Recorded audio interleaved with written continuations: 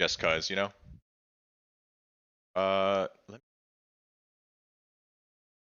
We'll do a little Warhammer Bricky video stream, and then we'll end it off there. In the grim. Yeah, hold on. There we go. In the grim darkness of the 41st millennium exists the Empire of Man, a backwards carcass of an empire comprised of many devoted forces, gigantic robot knights, religious machine cultists, and incredibly heavily armored women. Oh, guys, can I just say real quick, white-haired women are the baddest of them all. I made a tweet about that. What are you ordering to eat though? I'll figure it out afterwards. Wood. Anyways. Most likely with sweltering abs. And that's what I'm talking about. Know what those abs taste like. Yeah. Gamer subs, right? Gamer subs, yep. Off your Bro, I need to get a partnership with Gamer subs so I can get like a code Kelski big tit cup, you know? Whoa. Yeah, I know Bricky is like all like types of like inside the VTuber community. I always see him interacting with them on Twitter. Come on, Kel, keep it family friendly. It's not me. This is not my content. Entire order, not just for this, but for everything you buy. And here's I'm not code dumb. Bricky. If you buy. Okay, here we go. The age of knowledge and enlightenment has ended. The age of darkness has begun. Okay.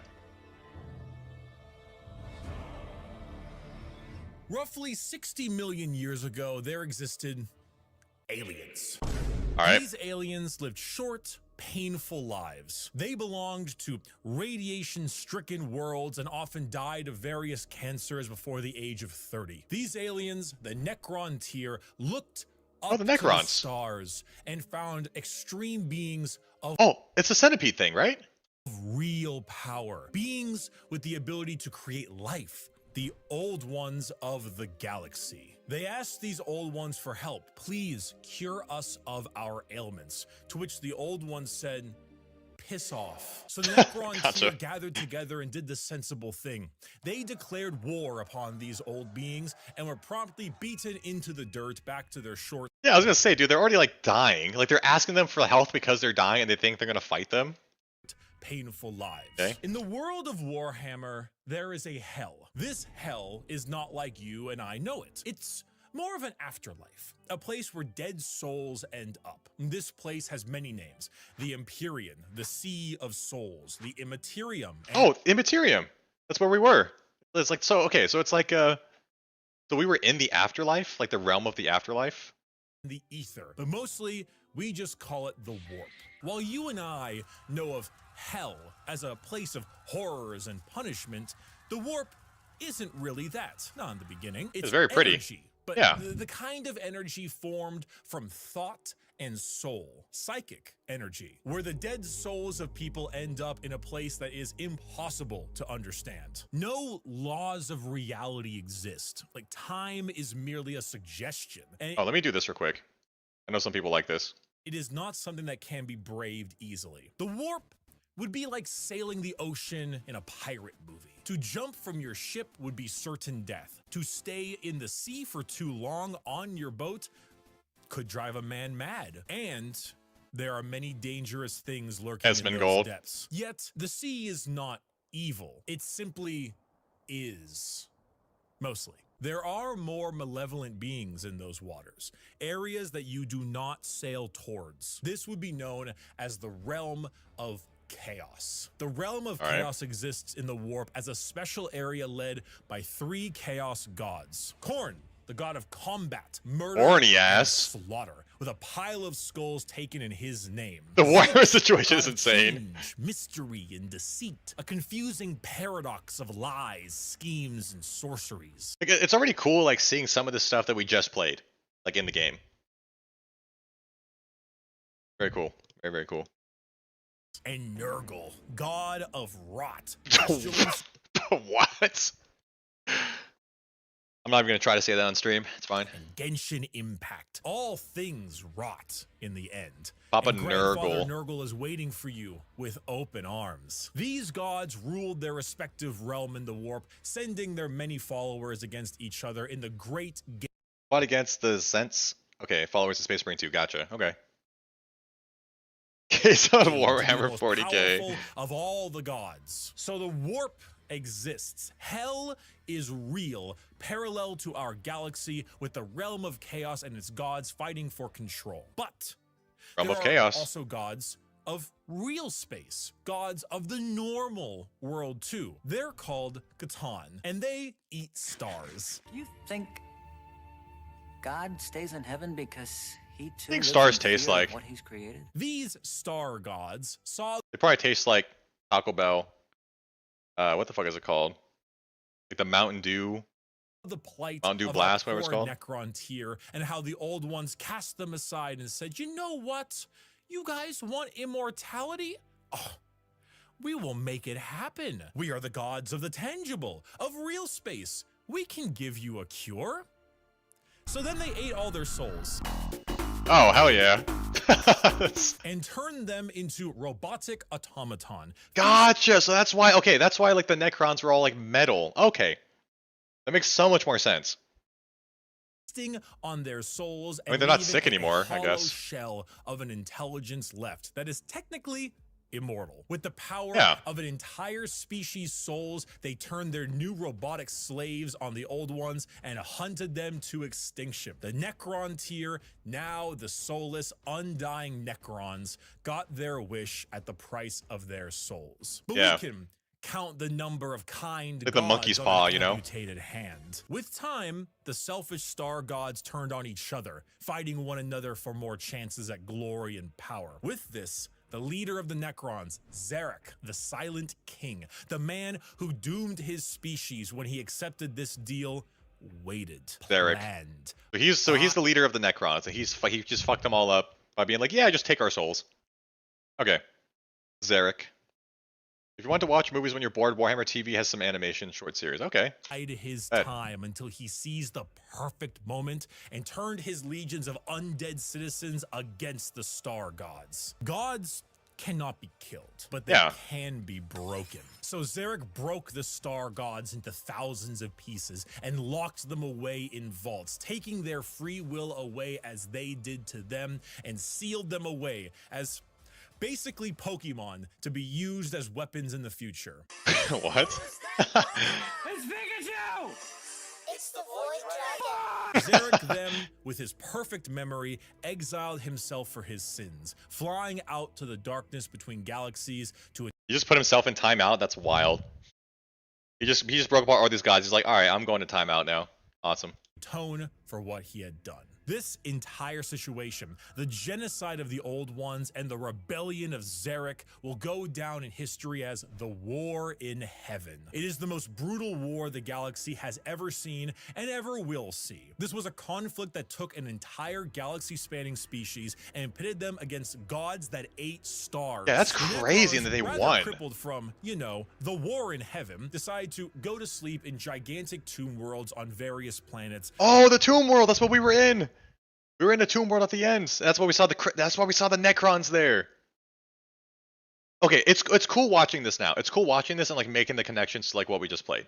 Until the upstart species of the galaxy died out. And so turns out when you have a war that lasts tens, hundreds of thousands of years and involves the genociding of multiple species, the old ones of the galaxy, and the consumption of souls from an entire race, the warp gets a little wacky. You know, if you had a Yeah. kiddie pool and it was nice and calm, Korn is over there splashing about, so you don't really go in that direction. Nurgle has explosive diarrhea, so you don't really go in that direction either. But you can still kind of Probably smells so bad, bro. Fine. Turns out when you add a couple trillion souls to that kiddie pool, it'll make the waves a little more turbulent. And turns out a lot of them like to pick a side, Nurgle, Tzeentch, or Korn. So the once calmer warp, the once relaxing kiddie pool, has now been bloated. A million years of war will certainly make Korn god of murder and So like all the souls that go to the warp, do they just stay there like permanently, or is there a way to like banish their souls out of the warp, or like is like the warp just like the end of all like living matter? Like if you die, go to the warp because it's like the afterlife, and they just stay there forever. Like you can't get out of the warp once you die. I'm assuming. It's yeah, I know it's like hell. Gotcha. Okay, so the warp is it. The warp is endgame. A million years of war will probably make Tzeentch, god of deception and change, a little more powerful. And good God, a million years of war will make Nurgle, god of decay, oh, just the tiniest bit more powerful. Now, entering that kiddie pool is no longer fun, it's dangerous. The warp is now a problem. Gotcha. Hell is resembling hell a lot closer to what we imagined it originally. Gotcha. The Sea of Okay. Souls and the Realm of Chaos are now intertwined. So who else to brave the galaxy than a species that won't need to deal with that? New species? New faction? The Age of the Elder. The Eldar are Eldar. space elves. They have a lot of the traits that you probably think of when you think of elves. Space elves? Kind of badass, dude. That's kind of badass. Also, this guy's hair. Tall, slender, pointy ears, Yeah. a bit more androgynous looking, no matter what DeviantArt will tell you, and a bit stronger on the emotional side. The old ones, as I mentioned, Mentally create solid. life. And when they were getting, you know, absolutely bodied by the Catan and the Necrons, they made some new races to try to help them. One of them was the They just made their own backup. They're like, we're getting slammed. Create more species because we're getting fucked up. They're just like 3D printing their backup. That's wild. Where's the Hawk to it? That comes in later. Tomato, I'm pretty sure. Eldar. It didn't save them, but they're here now anyway. Oh, and also the orcs, but they're busy right now. The orcs, yeah. I keep on hearing about the orcs.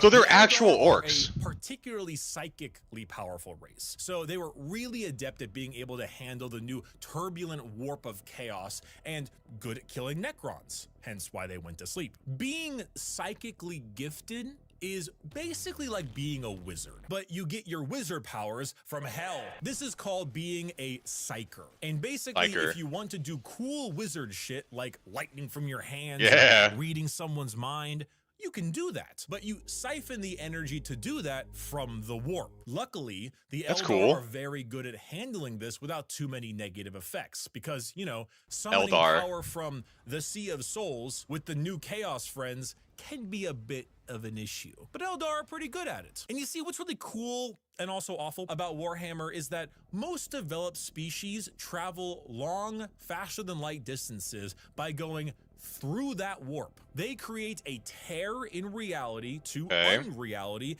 and move through it. Faster than light travel? So the warp is it really is like kind of like Zen, where it's like a border world, except the best way to get to the warp is like you just die. But people have like found out how to travel through the warp. Is that what I'm getting here? Like you can tear space and time, go through the warp, and then teleport somewhere else, right? Okay. All right. Basically a wormhole through the warp. Gotcha. Okay. Cringe. We go through hell itself to deliver your packages. For those of you who play Minecraft, you know how the Nether is like a pocket dimension? Okay, So moving yeah. 10 spaces in the Nether is actually moving something like 1,000 in the real world. Okay, good That's explanation. basically what warp travel is. Just much like in the Nether, there are a lot of things that want to kill you. The Eldar found a way to do so in between realities. Not regular reality, not the warp, something else. I thought it said weeb. It is the weeb way. A purgatory of sorts, a fabricated psychic realm that allowed them to travel without fearing the negative effects of the warp. The Eldar were the perfect fit for the new galaxy, and they took it with open arms and pointy ears. The empire of the Eldar spread everywhere, and it spread all the way until now, the 21st century. That's right, while you are watching NPC streams on TikTok, the space elves were ruling the galaxy, and they did so for quite a long period of time. Let's The go, Space 21st Marine century time. came and went. Humanity grew and grew, all under the nose of their elf overlords. At this time, humans advanced, your classic sci-fi style way. We began to expand, colonize our solar system, Very basic so terraform far. our planets, created new and more powerful machines and starships. The Age of Terra, also known as Earth, but we call it Terra. Okay, here, yeah, was people are here, calling it Terra. and existed Yeah. between the 21st century all the way until the 15th millennia. Not much is known about this time. Not much needs to be known. Humanity grew up, saw the stars. It's classic. Then Yeah. came the years between 15,000 and 25,000. The age of Hey guys, we're getting close to 40K. Holy shit. Oh yeah, so okay, the age of technology, and then like AI got too smart or something, and it was really bad. Okay, technology, or to some, all right. the dark age of Yeah, the technology. dark age. This Okay. is when humanity reached a new apex of technological understanding. When you think of sci-fi, there's a lot It's of like things you can Terminator. think of. It's fucking Star Terminator Trek, is what maybe happened. Star Wars style. You can go cyberpunk dystopian. The age of technology was deep sci-fi, like a scientific prowess that fringed on magic. This is also when the first ever psychers began showing up in humanity. Individuals with the genetic mutation to be able to access the warp, and then because of that, travel through it. So humans Humanity could was go- no longer constricted to their Yeah. early Okay, so humans could get warp powers later in the future. Good night, Mikey. Thanks for stopping by. Thank you for the code for Space Marine 2. All thanks goes to Mikey for that. I really appreciate that, man. ways of travel. With warp travel, they could go anywhere in the By the way, in 40K, the humans aren't evolving anymore. They're actually like de-evolving at that point. But like we're humans, but like we learn to get access to the fucking warp. So it's like, isn't that like technically evolving? Well, not really evolve. It's like it's changing. machines with everything you would ever need to know about mankind, and sent them out on colony ships to expand their influence across the galaxy. You're just born with it. Oh, so it's just like an innate awakening. Like okay, you're just born with like a natural talent to access the warp. Gotcha. And this So like not so like yeah. I guess if humanity was evolving, then all humans would have access to the warp. That would make a lot more sense. this was truly the golden age of humanity, and with every golden age there is a fall. While the new human upstarts I need to in the read Berserk. galaxy were reaching new levels of technology and prowess, the Eldar were engaging in Debauchery.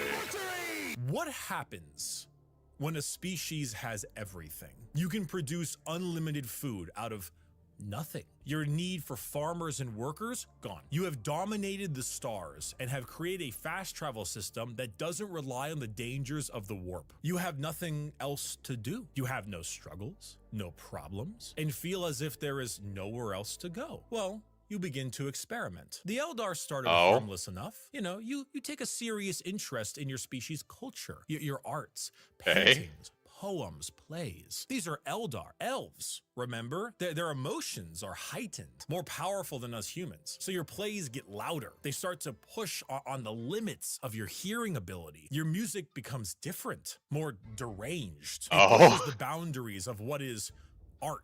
So they're just losing their mind with nothing to do. Like they're just going insane in their own culture. The visual spectacle of art becomes more bizarre, more delusional. They're chasing the more dragon. eccentric. And let's not forget a very important sense. Touch. Pornography is one thing.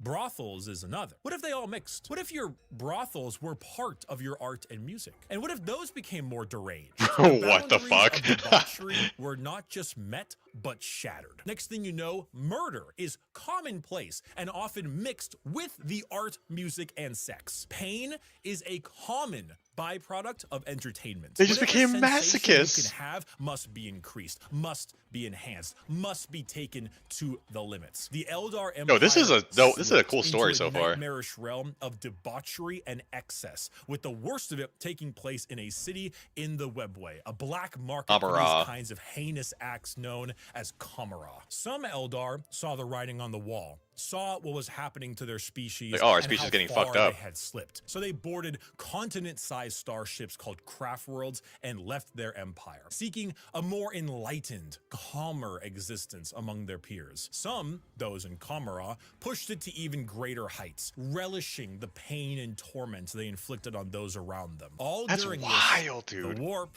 The yin to the yang. Yeah, because yeah, dude, they're killing all their people, so they're just adding more to the warp, dude. They're just it's like accelerating it.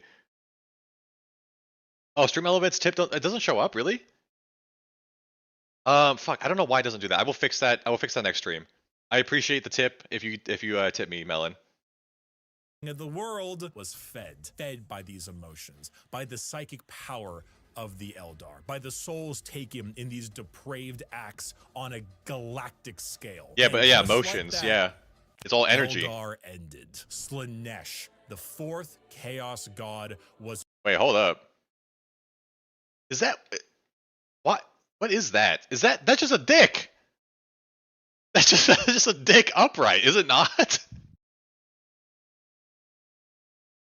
Burst into existence and consumed the souls of 90% Okay, it is a of the Eldar population. Those that fled were spared the worst of it, and those in the Webway and Kamara were able to stave off the... Bro, the Eldar invented futas. That's fucking wild.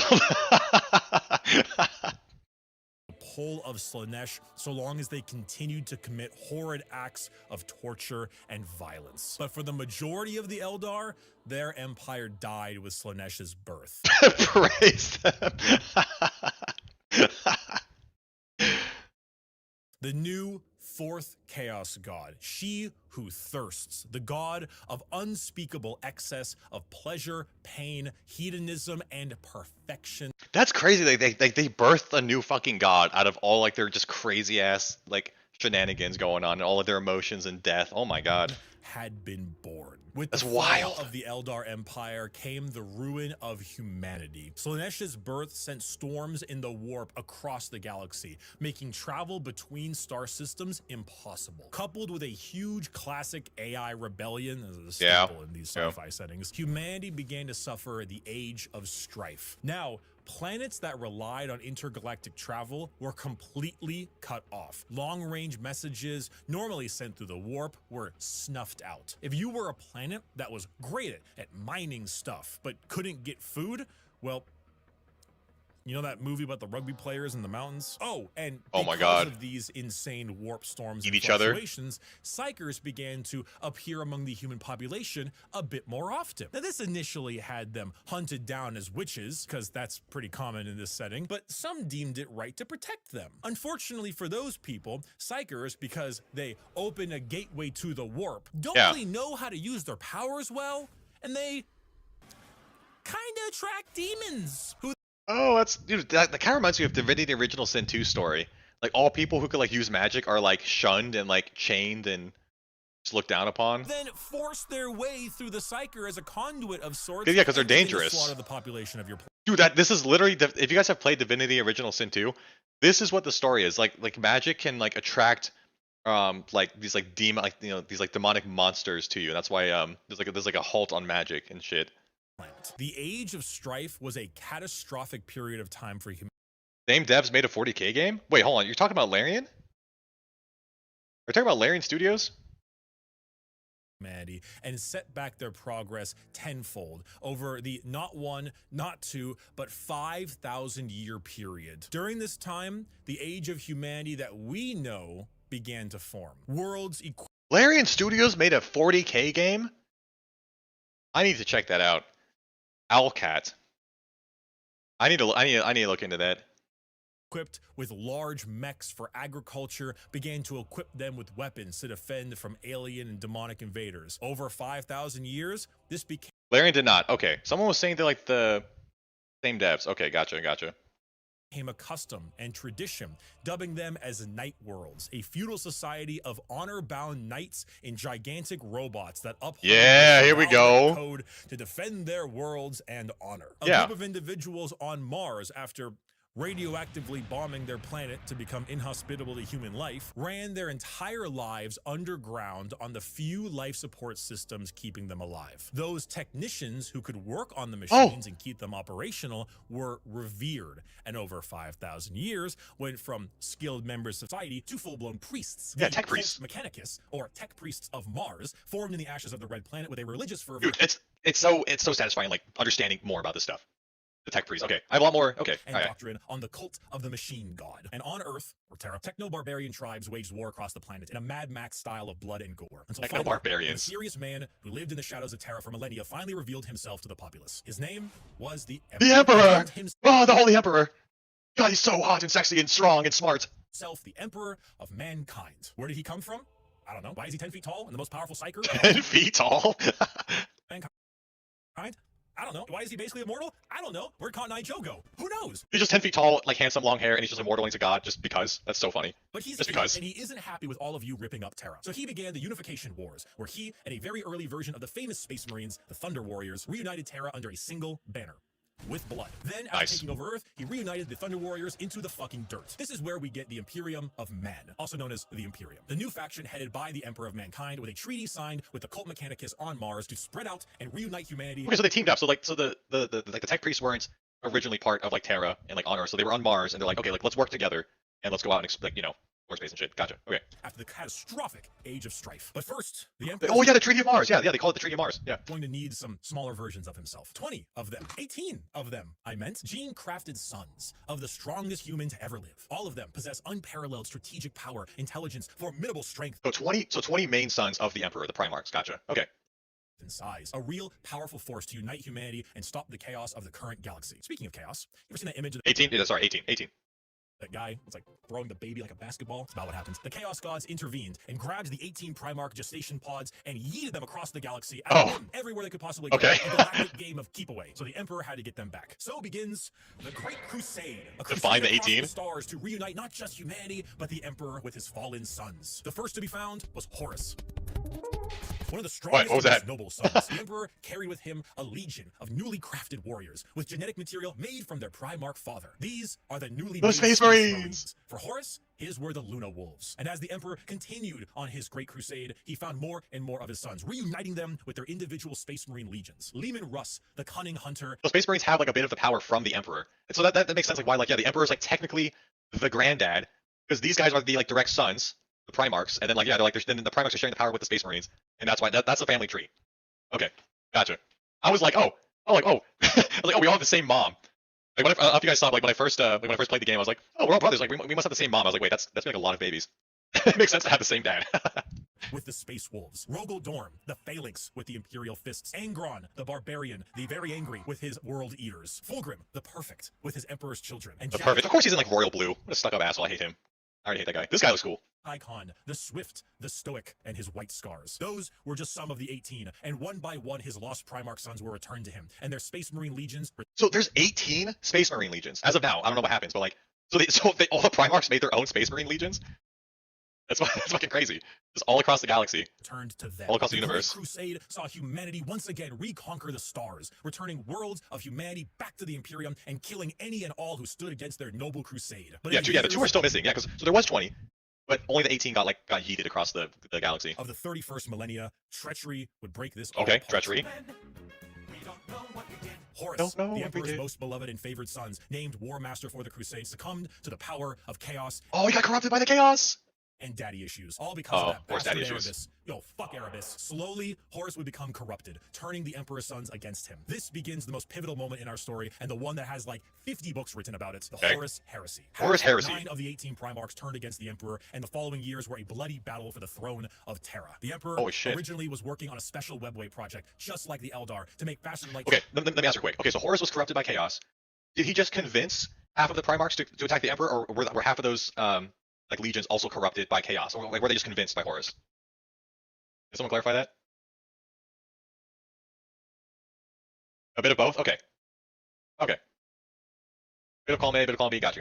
So they also just had daddy issues too. Gotcha. Significantly easier and safer. Really. Horus just had like a 20 in charisma, I guess. Improve humanity to allow them to conquer the stars without the risk of the warp. Well, this big red idiot named Magnus kind of blew a hole into that, literally and figuratively. So Big E over there is stuck on a gigantic golden throne, holding back the oncoming rush of demons and powering the astronomical. I like Big E. Big E is such a great nickname for the Emperor. Big E.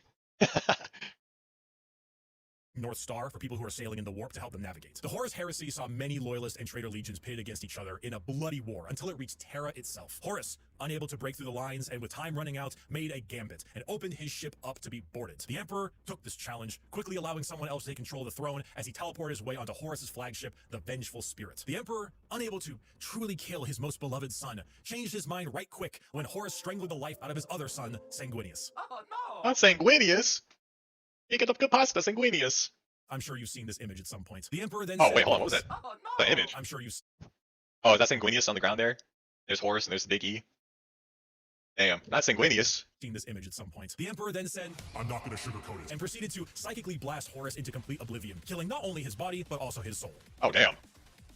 Horribly wounded from this duel, the Emperor is returned to the Golden Throne in order to keep the demons at bay and power the Astronomicon, because without it, humanity would be flying blind. There, he sits, slowly dying from his wounds and the strain of powering the Golden Throne. The Damn. only thing keeping him alive is feeding upon the souls of 1,000 psychers every single day. This What the fuck? How do you maintain that level of intake? How do you get that many psychers? 10,000 years ago. We are now in the 41st millennium. Yeah, 40K, modern day. baby. Warhammer 40,000. Let's go, we made it. The Emperor remains on his throne. The Imperium is a rotting carcass of an empire, a fascist, xenophobic cult that worships No, we're the good guys. We're not fascists. The Emperor would never do that. The Emperor loves everybody. the Emperor as a deity despite him never wanting to be seen as a god. Over the span of 1 million worlds, the ecclesiarchy, I know there's no good guys. I'm just being sarcastic. the Church of the Emperor, is spread throughout. Inquisitors with unparalleled power root out any sign of heresy or lack of devotion to the god Emperor. No The other treason half of here. The traitor legions move about as Chaos Space Marines, raiding and pillaging the Chaos Space Marines, there we go. Imperium, while the loyalist half does their best to keep the Empire alive. All throughout this, they must endure orc invasions, Eldar trickery, the reawakening of the Necron What about the Tyranids? and the Great Devourer, the newest Tyranid threat Yeah, there we from go. the darkness between galaxies that has arrived to feast on their worlds. The theme of Warhammer 40,000 is regression and intolerance. Every major faction in Warhammer has had an empire that spanned the galaxy, Yeah, then only just to be crushed crumbled. back to a hollow shell of what they once were due to their own failings. Culture, the arts, personal freedom, religious tolerance, the simple possibility that alien life might not want to kill us is considered heretical and is often met with a pistol to the head. There is no time for these things. All there is time for is worship of the god emperor and a And war. million wars to be fought. To be a human in the 41st millennia is 99% of the time to live a horrible existence. Yeah, dude, okay, so I've already said this. I'm sure many people have said this, but I was playing. One of the first things I realized, I was like, wow, it would really suck ass to be a regular person in this universe and not be a cool space marine. Because you're just food. You're just food for the Emperor if you can access the warp. And the skulls, the floating skulls too. Holy shit. To be one of trillions of other humans across a million worlds Dude, there's the big city. There's the big city we fought in. throughout the galaxy. A galaxy where AI is outlawed, so humans are repurposed and lobotomized to become slaves. A place where lack of devotion is met with death. No, they're all brothers. We're all brothers here. We're all brothers. And if you even have devotion, there's a good chance the threats to the galaxy, chaos, and aliens will kill you anyway. Warhammer is a world where you revel in being bad. There are protagonists, there are antagonists, but every faction is some shade of evil. Because playing with Evil. bad guys is always more fun, and my Yeah. friend, you have a selection. So pick up that las gun soldier, you and the other 3 million men and women in this single deployment on this single world in this single battle will now show them the might of the God Emperor. That weapon in your Yeah. hands has killed 99% of the alien populations in this galaxy. Unfortunately for you, soldier, you're fighting the final 1%. May the Emperor be with us. Glory to the first Glory. to die. For in the grim darkness of the far future, there is only war. That was awesome. That was awesome, dude.